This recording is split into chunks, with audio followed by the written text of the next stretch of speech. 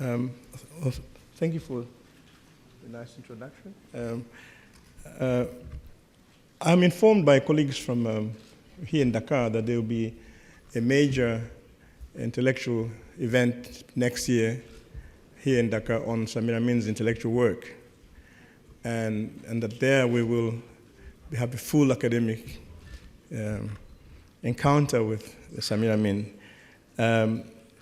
My own presentation here is not written, I didn't have time to write a paper, but simply hopefully to indicate or to state some small things about Samir Amin that we all ought to bear in mind or that we all are aware of, but also to honor, perhaps more than anything else, the first executive secretary of CODESRIA. And we'll come to other attributes of Samir Amin, but I thought I should start off with that. Samir Amin was a very interesting institution builder. He obviously very important in the creation of CODESRIA, but he was involved in the creation of ENDA. He was involved with AirWard, the creation of Association of African Women in Research and Development. He was also instrumental with Third World Forum. So he was he created institutions. He didn't like administering institutions. But he managed often to find colleagues who would do that. Not that he didn't care about administration, he cared a lot about details of how things are run, but he himself did not like running that. CODESRIA, as you may know, has a strange history. It starts off as an idea in Bellagio in Italy. There was a conference of the few institutions of development that existed in Africa. And most of those institutions were held by former colonial officers. There were a few which were led by Africans. One was Niger, in Ibadan, and I think the IDS in Dar es Salaam at that time was Daram Gai had assumed office. But most others were run by either by the English or the French. So they met in Bellagio, and which is Bellagio. Some of you may have been there. Is a center which is built on the endowment of the Rockefeller Foundation. It's a beautiful place for reflection. And for about 8 years in a row, CODESRIA had access to that center. But the idea then was to coordinate this institution of social or development studies. But the few Africans who were there thought it should go beyond that. And when they returned to the continent, they decided to hold a conference, which was supposed to the name of the conference itself was the Conference of Directors of Economic and Social Research Institutions in Africa, CODESRIA. That became the acronym of that. And then they decided to have a second meeting was held in Nairobi. The initial point was that this was simply informal meetings that these directors would hold, and that the institution itself would move around from 6 months in one place and then move to another 6 months to another institution and so forth. It became quite clear early on that they couldn't do that. And that although they had planned on having it, the initial activity was actually documentation, sharing documents and research results. They found that if you did that, you needed some kind of permanent existence. And Samir Amin, who was director of EDEB, offered to host the institution for the first 6 months, and it stayed on until today. It's still in Dakar. But what they wanted to do, these directors, was to create an institution which would be autonomous and that which would be reflective of thinking by Africans on what are the major issues of the continent. But remember, the first grant, I didn't say that, so you cannot remember it. The first grant to CODESRIA came from the World Bank and also from the Rockefeller Foundation. But I think after the process that came up with CODESRIA moving to the continent and changing its name now from a conference of directors, it became a council of directors, still same acronym, CODESRIA. Okay?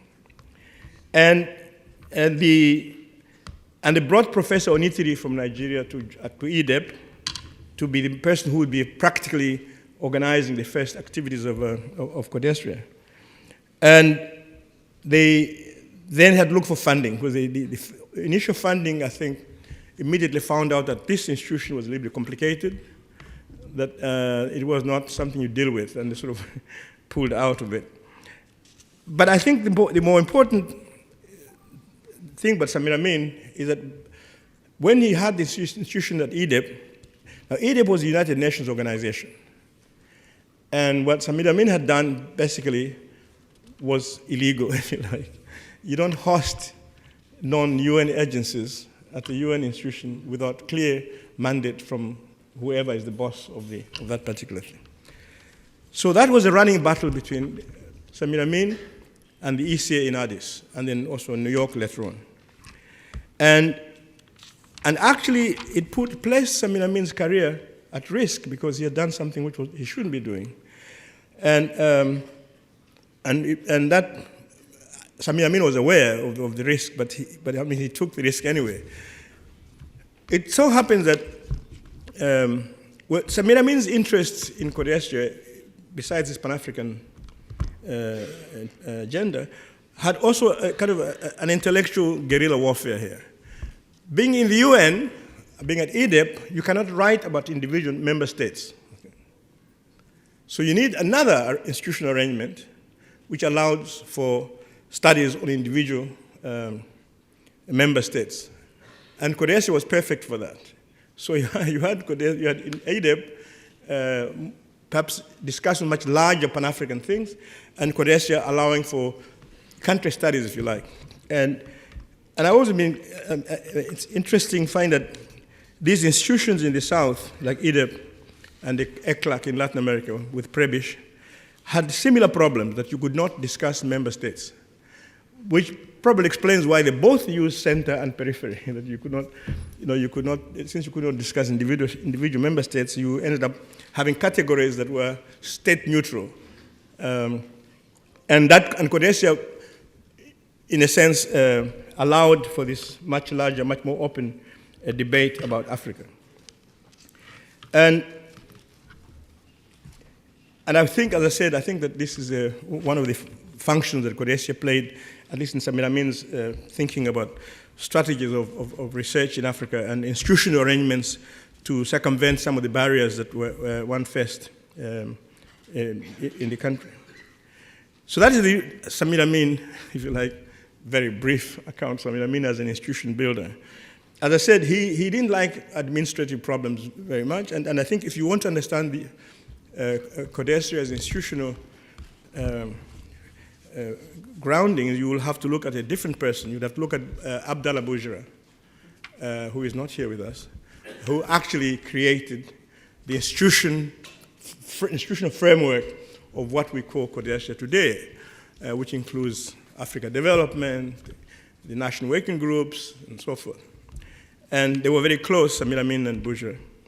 And one of the first things Samir Boujra had to do when he took over CODESRIA was to pay, the UN charged Samir Amin $50,000 for illegally hosting this institution, and they came up with all kinds of rents to be paid by CODESRIA and telephone bills and overhead costs.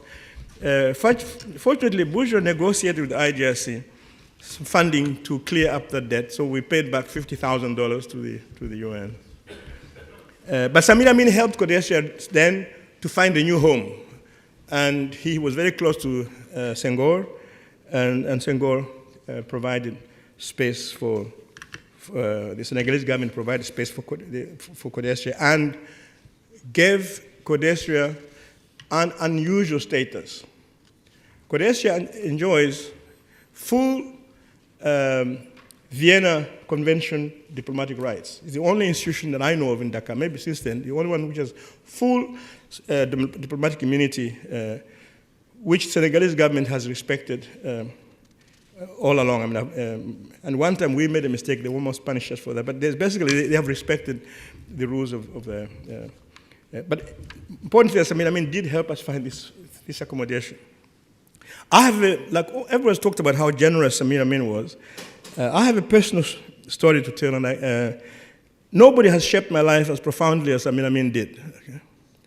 At least my professional life, as Amin did. I first met Amin after a lecture in Stockholm, at the Stockholm School of Economics. I had, in that 1976, I had published a rather lengthy review of his classic Accumulation on World Scales, about 15 pages review, which was published in the Journal of Contemporary Asia. I was critical of his, after the normal praise of the book, I was very critical. I was critical of his works, and I sent a copy to him, not knowing that he'd be coming to Stockholm. So after the meeting, I went to talk to him and introduce myself. He remembered my name, and he was very, very warm, and he was surrounded by everybody waiting to talk to him. And I stepped aside. He talked on, and we continued discussing. I invited him for dinner at our flat. And he was with his Isabel. So he said yes. That surprised me a lot. I was a student then, so they came for dinner, and I remember Isabel remarking that this is a very small flat. It was a very, very small flat.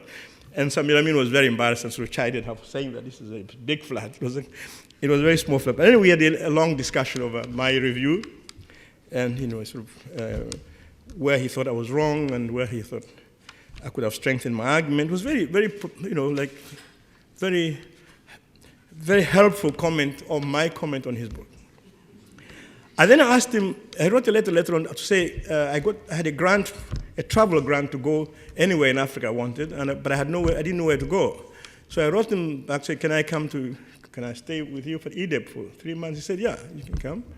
And I spent 3 months in Egypt, went back to Stockholm, and I got a letter from him, later on saying, he had a project on the future of Southern Africa. Do you want to come and coordinate that for 6 months? So I came here for 6 months.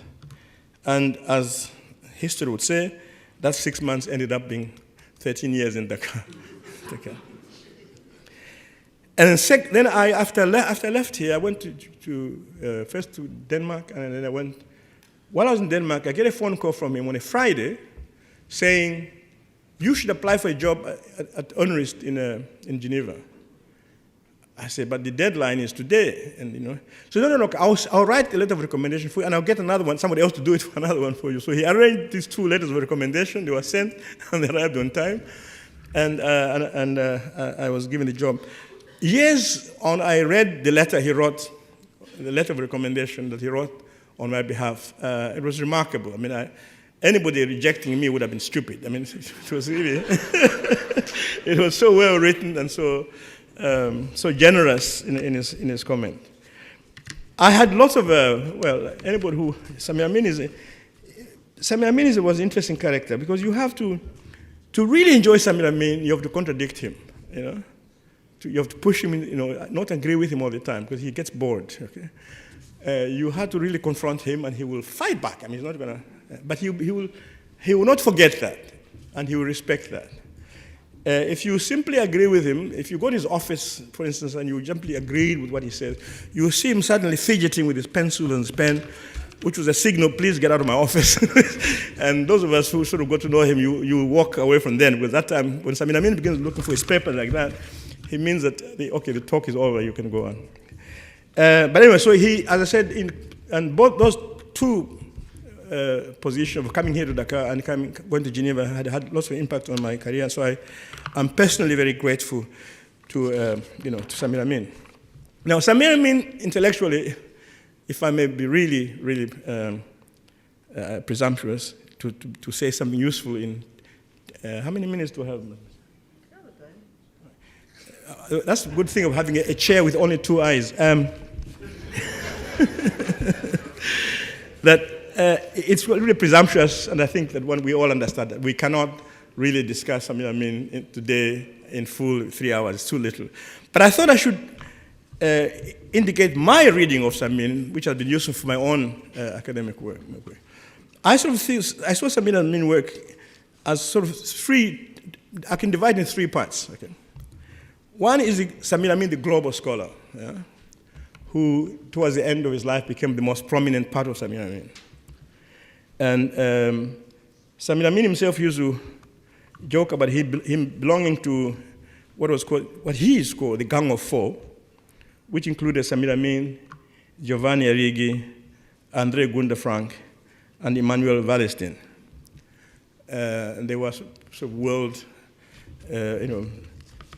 working on world systems. But I don't think Samir Amin was really very much in that group. I mean, he had his own problem, his other preoccupation, and I'll get that. But anyway, that's one view of the world systems approach and all that, and some that people think of when they talk about Samir Amin in that kind of as a global scholarship. And that's one Samir Amin. Then there's a second Samir Amin, one I call the third world Samir Amin, who I think it taught us how to read so-called canonical texts from the North. Okay. You know, the way people read Max Weber and all those the canons of the West. Samir Amin interrogates those canons other way around, from upside down. He takes Karl Marx's work, especially volume 3 of Karl Marx. I'm not going to tell you the chapter and the verse, but which gives an account of accumulation in the center economies. Okay? And he argues that in those center economies, there were there was the articulation between two key sectors, which is the capital goods sector and the sector that produces consumer goods. Okay? That the dynamics of these two sectors that drives center economies. Okay? And there are a lot of models which have been developed since then by the famous Indian economist Mahalanobis, Dormer, showing how these dynamics of these two sectors lead not to instabilities, because it's very difficult to have balances and so on. You can go on. But Samir Amin reads it another way than by saying, okay, this is a discussion of a closed economy. Okay? But what happens if you open this economy up? Especially if this economy is an imperial economy. What are the outcomes of that model when it's open to the third world? It produces economies which have a different dynamic. The dynamic is between what he called the luxury goods and the export sector. We export goods to bring back luxuries, and that was the colonial model. That, he says, is the outcome. The externalization of this North model of the North produces a different order in the South, and therefore the South must be studied differently. I think that's a very important lesson, because normally we have a discussion of these so-called canons which discuss Europe, and we don't pay attention to what that discussion or how that reflection on Europe impacts on the thinking about Africa. Okay. So you read Hegel, but somewhere Hegel in passing says Africa has no history. And that is not just incidental, but it's a core argument to his having defined the dialectic of the spirit as a European, as applying to Western civilization. So it follows, if it is a Western civilization, the non-Western don't fit into his model. Therefore, they have no history.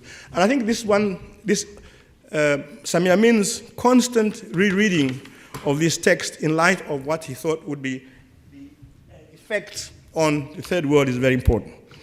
That's what I call the Samir Amin, I think, one major contribution. And the consequence of that is, of course, the economies which are the peripheral economies, and Samir Amin wrote a lot on how these economies, which were fundamentally perverse in terms of their structures, would have problems in economic development and so forth. I have personally benefited a lot just from that understanding of what Samir Amin was talking about, and it had lots of policy implications, of course, which were sometimes captured by people like Royamamu, the group in Tanzania who wanted to change their policies in Tanzania so they can produce, change this model of luxuries and consumption goods and begin producing maybe basic goods within Tanzania and so forth. That is Samir Amin as, if you like, as third world, looking at third world. He also, which followed again from his reading, that if this model of the North expands to the South, then, and it has to acquire certain goods from the South, it will have to do that on the basis of unequal exchange. And Samir Amin written one of the classics, of course, is on unequal exchange. The unequal exchange was not simply a matter of counting wrongly. It was intrinsic to this model, to this model, capitalist accumulation model, in its interaction with the periphery. And Samir Amin has a model which shows how this dynamic works out. But these are sort of, you might call it the simple economics of it. But it had a much more profound story behind that, which was that the Marxists, the communist parties of the North, always had problems with the nationalist movements. How do you interpret, if your fundamental premise is class struggle, how do you integrate national struggle? And as everybody knows, from the Third International to the Fourth International, there was always a problem. How do you integrate, how do the movements of the left in the imperial part of the world accept nationalist struggles? Samir Amin, in that sense, you could say he was both Marxist and nationalist. And he wanted to place on the agenda the importance of the nationalist struggle, of the national struggles, that at least it had the same status as the class struggle. And as I said, this has been a big problem of the left historically. I mean, Ho Chi Minh in Vietnam I think he had to leave the Communist Party because the Communist Party of France could not really accept the struggle for independence by people in Vietnam. And within Africa too, we have had intellectuals who have had to struggle with this. Nkrumah had to struggle with the idea how to explain the nationalist struggle in Marxist terms. And you can mention Claude Ake. He called the development countries proletariat nations, which was to somehow trying to reconcile the idea of proletariat and nation. And Samir Amin, in many ways, he had to deal with this constant problem of class and nation. And I would argue that some of the contradictions in Samir Amin and some of the tension in Samir Amin's work reflect the tension between the objectives of the national struggle and the imperatives of the class struggle. That's Samir Amin, so that ends Samir Amin 2. The third Samir Amin was our Samir Amin, the Samir Amin writing about Africa. We forget a lot about that. Samir Amin actually wrote quite a lot on Africa, about Africa. And I'll give you 2-3 examples, which I think are very important. One that became a problem for CODESRIA in the initial years. Samir Amin did not like national case studies. And because his argument was that this capitalist accumulation, it takes place at a world scale, right? And what we see in the periphery are simply manifestations of this accumulation at the world scale, and therefore any notion of typologies or classification of countries of the third world was basically what he called it superficial. You couldn't do that. But if you believe in that, you have completely undermined the existence of CODESRIA, right there. What would CODESRIA be doing if we are simply simple outcomes? So you can have almost a one-to-one relationship between the global and what's happening at national level. There's probably no point in studying the national level. And I remember talking to Bourgeois. Bourgeois was very concerned with that. What we do, I mean, if Samir Amin says we cannot, that national struggles. And he actually told me once, says, so what's the difference between Mali and Malawi, he said to me. C'est la même chose. Mali, Malawi, it's not the same chose.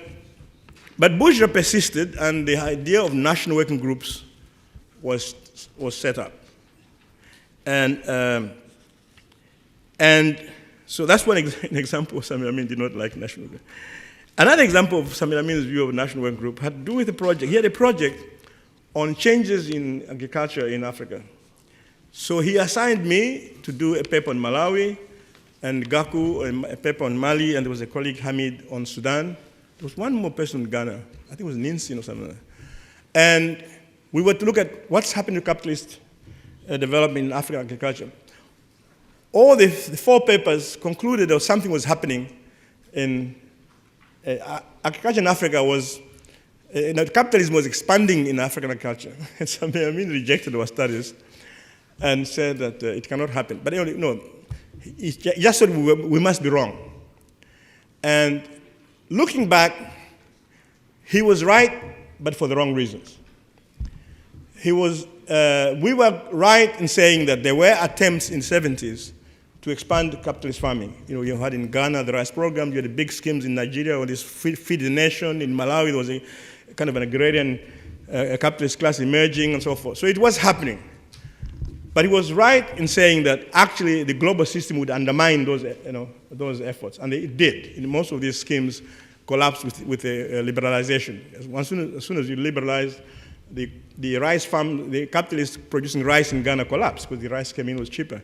So he was right in that sense, that the ultimate outcome would be negative, but we were right in saying that in fact something was happening in the process.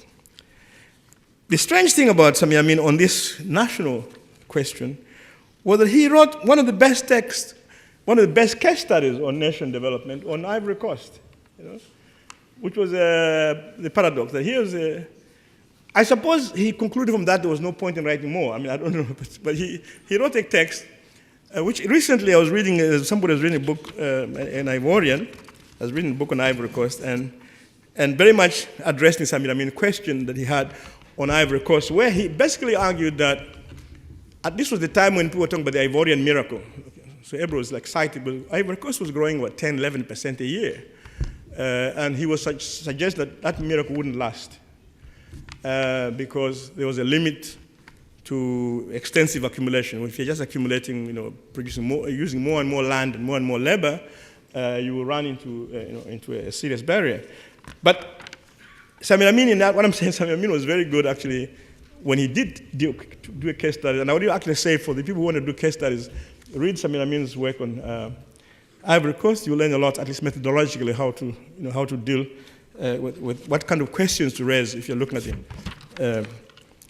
The other thing about Samir Amin that I think is very important for Africa, and I must confess I have benefited a lot from, and he was, as I said earlier on, he was opposed to typologies. He said they were all, he dismissed the idea of the typologies in the third world. And yet, one of the most, I would say, one of the most fecund classification of African economies came from Samir Amin. He divides Africa into 3 Africas. Africa of the labor reserve, which is in southern Africa, where the system only wants black labor. It does not want crops from African peasants. It wants black labor. And so labor is organized systematically and is moved to the mines or to the urban areas or to white settler farms in a very regimented system. In the extreme, natives carry a passport. That's the labor reserve. And in the so-called reserves, no commercial agriculture develops. The second was the cash crop economy. This is West Africa. The interest of the colonial system is not labor, direct labor. They want the crop from the peasants. And the crops are sold to merchant houses. And the process of production is controlled by the peasants themselves, the African or the households themselves. The third was the Africa of concessions, the Congo being classic, where the colonial system gives land or accords land to these concessions, which are allowed to use labor any way it wanted. And some of you may have read the King Leopold's Ghost book, which describes the incredible brutality of that system. And some of you may also have seen the documentary on Lumumba on Independence Day of Congo, when he had a speech, and Zongola will correct me on this, but he had a speech to be read, which was supposed, the usual speech, when you thank the colonial government is going away, we often say we're grateful and we'll continue our collaboration. And the king, the Belgian king, instead stands up and insults Congolese people. Lumumba, you see in this documentary, Lumumba rewriting his speech. He completely rewrites his speech and makes what I believe is the best independence speech ever made on Africa. And he refers to this brutality of the Belgian system. Anyway, that digression. The idea is these three Africas. I have found that classification extremely useful, and I can just give you 3 examples where I have used it. One, I tried to use it, but it didn't work out, was that I thought by the time, I was brought up in the Africa of the labor reserves. So when I first came to Senegal in '68, I could not believe that you can play drums in the streets of the city on Monday morning. Because in the labor reserves, you don't do that. You only play on Sunday when the mining company allows you to play drums. So that got me wondering what happened here. And when HIV/AIDS broke up, I tried from CODESRIA to apply for funding to do research on HIV. I was convinced from the Samir Amin perspective that HIV/AIDS would hit Southern Africa more than West Africa, because the labor reserve also involves the structure of family. You have young men living in the cities alone, in the township alone. You have the famous beer hall, where the mining company might have 10 prostitutes working in the beer hall for the thousands of young workers. And for those who have listened to Hugh Masekela's famous Steamela, it is about the labor reserves. So I was sure it would hit, and I think later on people have accepted, actually, yes, the reason why Southern Africa was hit hard, it was not because of behavior of people in Southern Africa. It was because structurally, they were trapped in a situation where epidemics like that would happen. The second time I thought this concept I found very useful was looking at informal sector. I was doing a paper for the ILO once on informal sector. The ILO was worrying, why is there no informal sector in Zambia? Obviously, in the labor reserve economies, there are no outlets for informal labor. It was blocked. You could not just sit up and, you are supposed to be working for the white man in the cities. You cannot be self-employed, which explains why the informal sector is so small in Southern Africa. And the one that exists, unlike one in West Africa, is mostly buying and selling. It's not very much production. The third case I found was that on taxation, that the labor reserve economies are high tax economies as opposed to cash crop. Anyway, this classification of Samir Amin, I think, is extremely powerful for classifying Africa. And so, despite Samir Amin's rejection of, categorization of Africans, I found that he has produced one of the more fundamentally most interesting. And so you have to reconcile this. He had world-scale thinking, and then these typologies that he introduced, and his national study on Ivory Coast. I think, and one of the dilemmas dealing with Samir Amin, and then this tension between the national or the nationalist perspective and Marxist comes out in some of the choices he makes politically in the African scene, which for us, some of us, were very complicated. We couldn't explain. For instance, his stand on Angola was very complicated, at least for those of us from Southern Africa. He was sort of more sympathetic to Savimbi than to MPLA. And mainly, I think, because at the global level, he saw Russia just another imperial power. So being an ally to Russia, it didn't matter whether you claim yourself to be Marxist or not, he was negative with that. And I think that, and I think also he was so, because he had a very strong view of the importance of disrupting the empire. Okay? If you disrupt the empire, it was almost like a good thing. So that sometimes they ignore the consequences of doing that. That if you may disrupt the empire, yes, but sometimes you could disrupt much more. And one of the examples of that was the Pol Pot problem, you know, where you could have the fact that Pol Pot disrupted the empire does not mean it was immediately good for the people in Cambodia. Amin was very committed. First of all, he was very committed to Third World network, and it became stronger towards the end of his life to be very active in. He got very involved. I remember once meeting him in Brazil for Porto Alegre, you know, the social movement, the Third Social Forum, World Social Forum. He was very excited about that. He actually began to see a social movement that somehow, for the first time, seemed to be responding to the world-scale capitalist system. And he tried. I think I had never seen him so excited about social movements that are responding to something. Now, there were perhaps at the end on Samir Amin. Samir Amin had lots of problems, by the way. If you want to deal with Samir Amin, he was an Egyptian at heart. If you push Samir Amin, he was a Jew. And when in his good mood, he could keep you busy for hours telling you Egyptian jokes. I mean, he knew so many of them.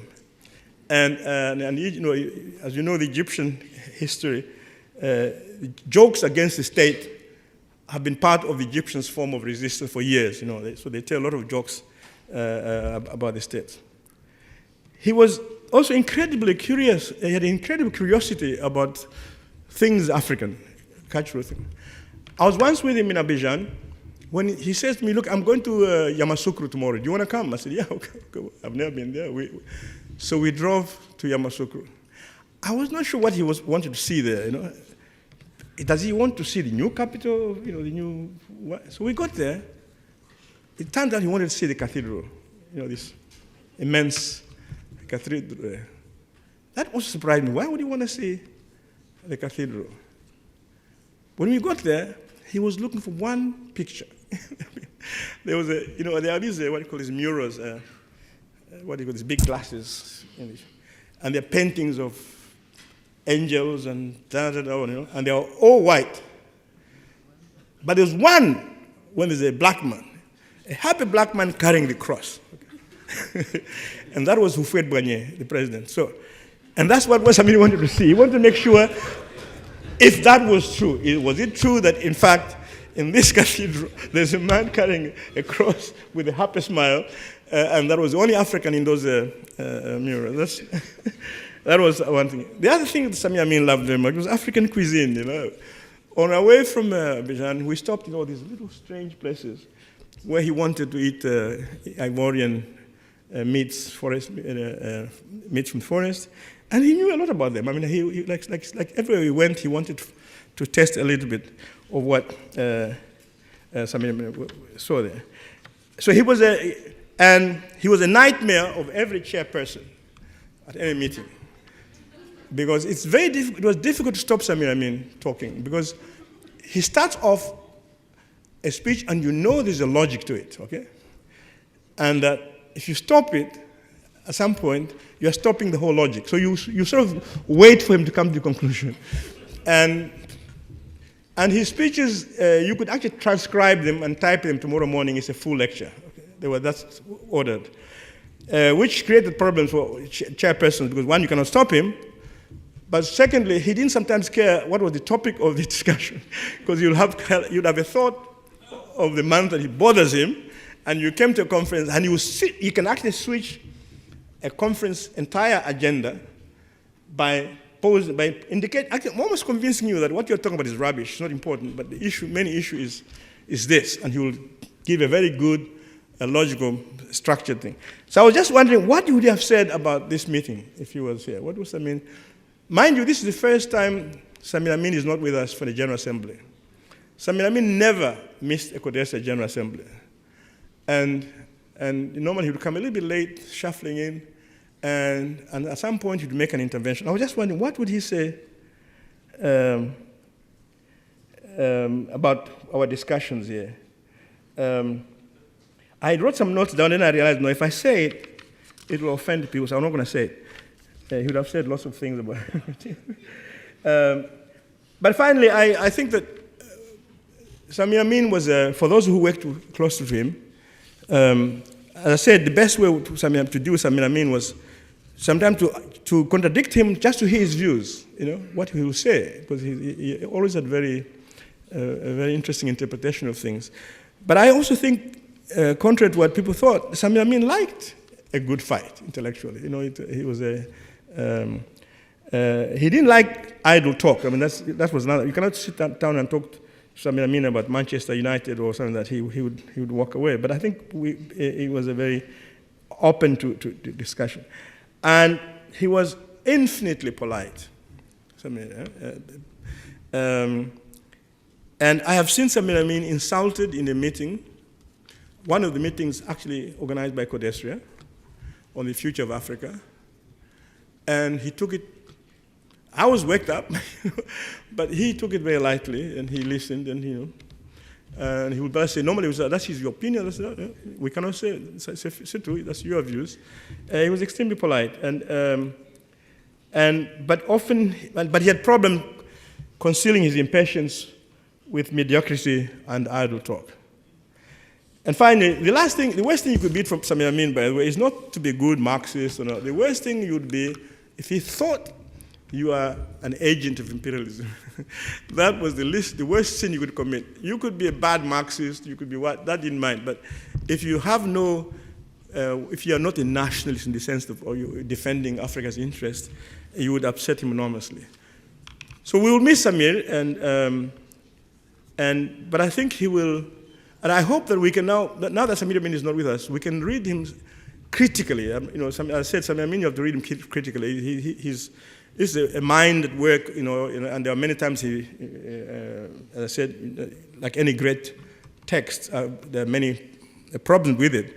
And I think we should, the world will read Samir Amin in the world scale. I think we should read our Samir Amin, and the things that Samir Amin said that were very interesting for Africa, and see whether we can build on that. Thank you for your patience.